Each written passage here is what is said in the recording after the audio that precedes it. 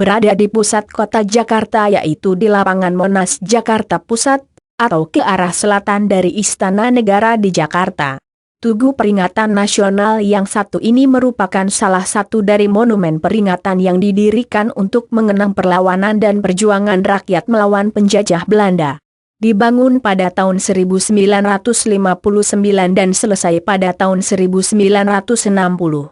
Bentuk tugu peringatan yang satu ini sangat unik.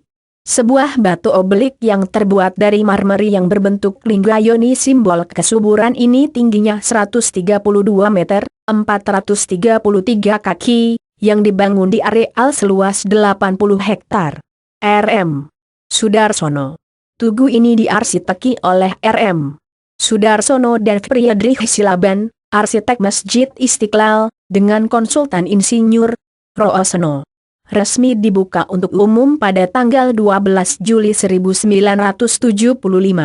Monas mengalami 5 kali pergantian nama, yang pertama yaitu Lapangan Gambir karena dulu merupakan daerah Pasar Gambir. Lalu ganti nama lagi menjadi Lapangan Ikada, Lapangan Merdeka, Lapangan Monas, dan Taman Monas. Di sekeliling tugu terdapat taman, 2 buah kolam dan beberapa lapangan terbuka tempat berolahraga.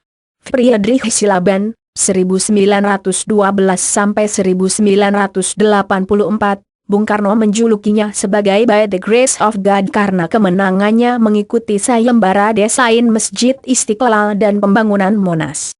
Friedrich Silaban, seorang penganut Kristen Protestan yang taat kelahiran Bonandolok, Sumatera Utara, 16 Desember 1912, wafat dalam usia 72 tahun pada hari Senin, 14 Mei 1984 RSPAD Gatot Subroto, Jakarta, karena komplikasi beberapa penyakit yang dideritanya. Pada hari-hari libur, seperti hari Minggu atau hari libur sekolah, banyak masyarakat yang berkunjung ke sini. Dalam masa kurun waktu beberapa tahun belakangan ini, malah semakin banyak orang datang ke sini. Monas adalah Indonesia, Indonesia adalah negara bermacam kultur, ras dan agama, negara kesatuan, dan Monas juga melambangkan Bhinneka Tunggal Ika atau Unity in Diversity.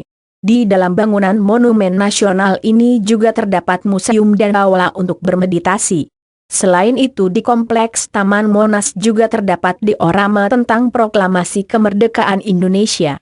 Terlihat pengunjung sedang antri di Monas, Minggu 30 November 2011. Tempat itu bisa dilihat di bawah tanah dekat monumen ini, tepatnya dekat dengan patung Pangeran Diponegoro.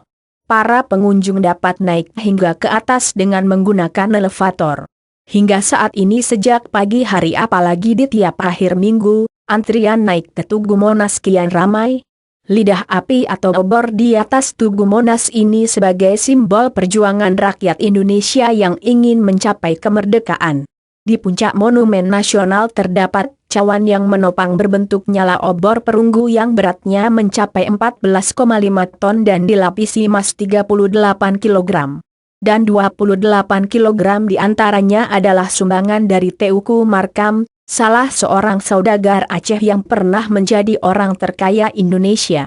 Monumen Nasional Monas saat dibangun, Courtesh, Yudiweb, Teuku Markam pun ikut membebaskan lahan Senayan untuk dijadikan pusat olahraga terbesar Indonesia bahkan se-Asia Tenggara. Teuku Markam turunan Ule Balang.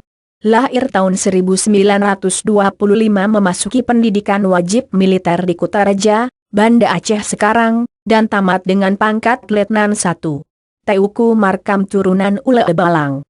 Lahir tahun 1925 menjadi pemuda dan memasuki pendidikan wajib militer di Kutaraja, Banda Aceh sekarang, dan tamat dengan pangkat Letnan 1. Teuku Markam bergabung dengan Tentara Rakyat Indonesia, TRI, dan ikut pertempuran di Tembung, Sumatera Utara bersama-sama dengan Jenderal Bejo, Kaharudin Nasution, Bustani Larifin dan lain-lain. Selama bertugas di Sumatera Utara, Teuku Markam aktif di berbagai lapangan pertempuran. Bahkan ia ikut mendamaikan bentrokan antara pasukan Simbolon dengan pasukan Manaf Lubis. Dan masih banyak bantuan-bantuan Teuku Markam lainnya yang pantas dicatat dalam sejarah Indonesia. Sosok wanita di api obor Monas, apa yang ada di atas Tugu Monas? Gambar apa yang terlihat dari lidah api di atas Monas itu? Relief sejarah Indonesia di Taman Monas, Jakarta. Terlihat sosok Mahapatih Gajah Mada berada di barisan terdepan. Gajah Mada memperingatkan kerajaan di luar Kepulauan Nusantara agar tidak menyerang wilayah Nusantara setelah mereka berikrar untuk bersatu menjadi wilayah kepulauan terbesar di dunia. Sosok perempuan sedang duduk simpul dengan gerai rambutnya yang panjang. Rambut atasnya disimpul seperti sanggul kecil. Duduk menghadap langsung ke Istana Negara. Patung lidah api terbalut emas itu menggambarkan seorang perempuan. Ternyata bukan gambar abstrak lidah api semata.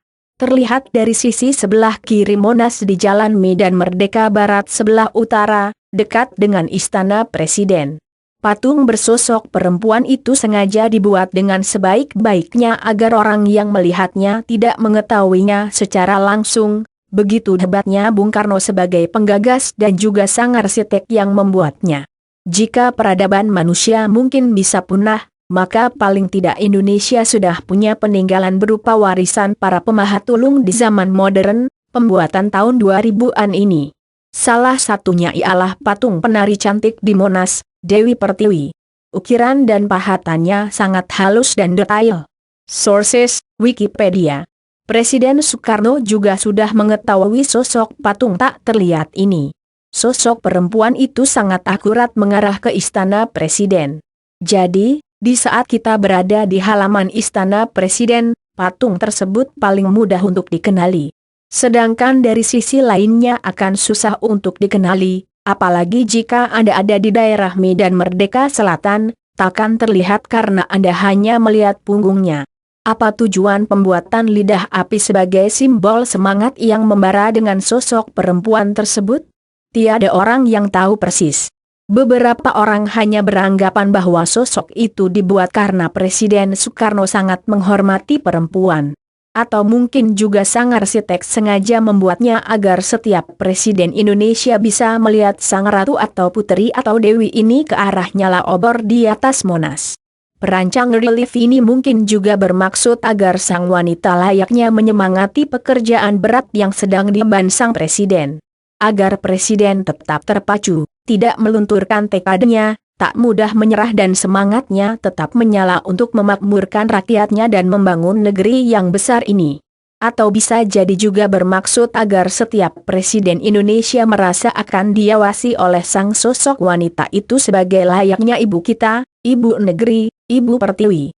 Apapun alasannya, tapi masalah misteri api obor ini masih merupakan suatu misteri.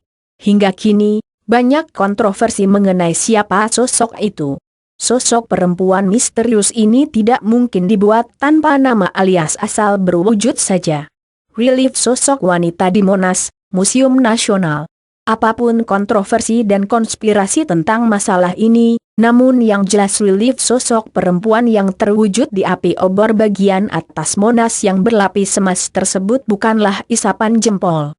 Untuk bapak-bapak kita atau orang tua yang berusia 60 tahun ke atas, sebagian besar juga pernah mendengar mitos ini. Namun jangan tak percaya, karena Anda juga dapat melihatnya dengan mata kepala sendiri. Jangan lupa jika sedang berada di sekitar Istana Negara, pandanglah ke arah Monas pada relief kobaran api obornya, terlihat kan? Wujud relief wanita pada obor api di atas Tugu Monumen Nasional, Monas, Jakarta. Courtesh, Yudi Web. Pandangan terbaik untuk melihat sosok wanita ini adalah jika Anda berada di bagian utara tugu ini. Antara Monas dan Istana Presiden, jika ditarik garis lurus maka akan menjadi garis pandangan terbaik untuk melihat sosok wanita ini, karena sosok wanita tersebut duduk simpul dan menghadap langsung ke Istana Presiden. Courtesh, Wikimapia dan Google Map. Dan hebatnya, jika Anda melihatnya secara jarak dekat misal memakai teropong, relief sosok wanita tersebut justru menjadi semakin tidak jelas dan semakin tak terlihat bahkan lenyap. Hanya terlihat relief api obor. Relief tersebut tak terlihat karena sosok tersebut hanya dapat dilihat dari kejauhan, karena jika dari jarak dekat, yang terlihat hanyalah relief ukiran api obor yang berbentuk abstrak.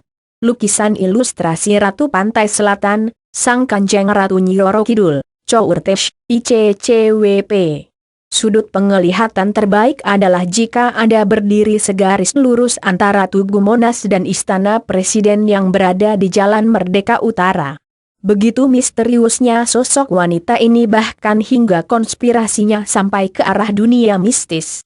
Karena bisa jadi sosok itu adalah sosok relief dari Ratu Pantai Selatan, Sang Kanjeng Ratu Nyi Roro Kidul.